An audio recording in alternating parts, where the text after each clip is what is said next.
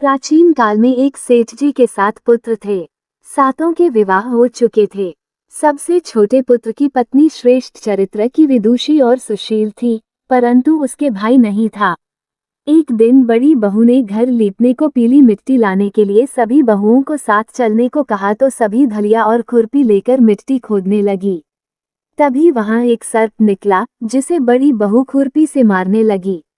ये देखकर छोटी बहू ने उसे रोकते हुए कहा, मत मारो इसे, ये बेचारा निरपराध है। ये सुनकर बड़ी बहू ने उसे नहीं मारा। तब सर्प एक ओर जा बैठा। तब छोटी बहू ने उससे कहा, हम अभी लौट कर आते हैं, तुम यहाँ से जाना मत। ये कहकर वह सबके साथ मिट्टी लेकर घर चली गई और वहाँ कामकाज में फंसकर सर्प से जो वादा किया था उसे भूल गई। उसे दूसरे दिन वह बात याद आई तो सबको साथ लेकर वहां पहुंची और सर्प को उस स्थान पर बैठा देखकर बोली, सर्प भैया नमस्कार। सर्प ने कहा, तू भैया कह चुकी है, इसलिए तुझे छोड़ देता हूँ, नहीं तो झूठी बात कहने के कारण तुझे अभी डस लेता। वह बोली, भैया मुझसे भूल हो गई, उसकी क्षमा मांगती हूँ। तब सर्प बोला, अच्छा, तू आज से मेरी बहन हुई और मैं तेरा भाई हुआ, तुझे जो मांगना हो मांग ले। वह बोली, भैया मेरा कोई नहीं है, अच्छा हुआ जो तू मेरा भाई बन गया। कुछ दिन व्यतीत होने पर वह सर्प मनुष्य का रूप रखकर उसके घर आया और बोला कि मेरी बहन को भेज दो। सबने कहा कि इसके तो कोई भाई नहीं था, तो वह बोला, मैं दूर के रिश्ते में इसका भाई हूँ, बचपन में ही बाहर चला गया था। उसके विश्वास दिलाने पर घर के लोगों ने छोटी को उसके साथ भेज दिया।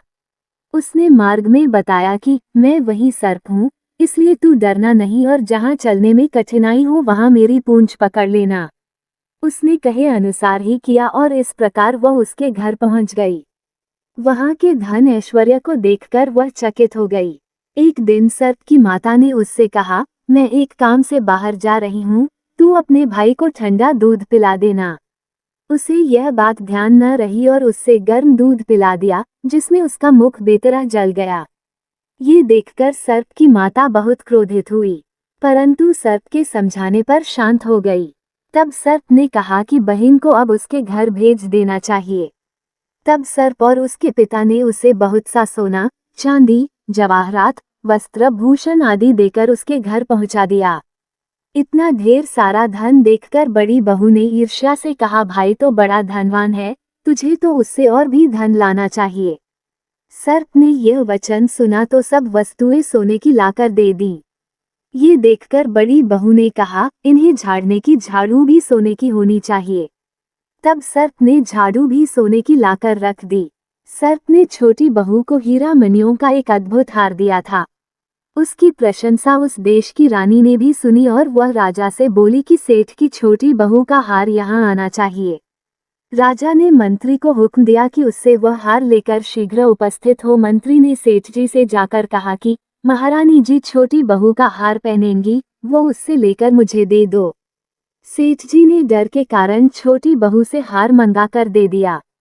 छोटी बहू को ये बात बहुत बुरी लगी। उसने अपने सर्प भाई को याद किया और आने पर प्रार्थना की, भैया रानी ने हार छीन लिया है, तुम कुछ ऐसा करो कि जब वो हार उसके गले में रहे तब तक के लिए सर्प बन जाए और जब वो मुझे लौटा दे तब हीरों और मणियों का हो जाए। सर्प ने ठीक वैसा ही किया। जैसे ही रानी ने हार पहना वैसे ही वह सर्प बन गया। ये देखकर रानी चीख पड़ी और रोने लगी। ये देखकर राजा ने सेठ के पास खबर भेजी कि छोटी बहू को तुरंत भेजो। सेठ जी डर गए कि राजा न जाने क्या करेगा। वे स्वयं छोटी बहू को साथ लेकर उपस्थित हुए। राजा ने छोटी बहू से पूछा, तूने क्या जादू किया है, मैं तुझे दंड दूंगा। छोटी बहू बोली, राजन धृष्टता क्षमा कीजिए, यह हार ही ऐसा है कि मेरे गले में हीरों और मणियों का रहता है और दूसरे के गले में सर्प बन जाता है। ये सुनकर राजा ने वह सर्प बना हार उसे देकर कहा, अभी पहन कर दिखाओ। छोटी बहू ने जैसे ही उसे पहना वैसे ही हीरो मणियों का हो गया। ये देखकर राजा को उसकी बात का विश्वास हो गया और उसने प्रसन्न होकर उसे बहुत सी मुद्राएं भी पुरस्कार में दी।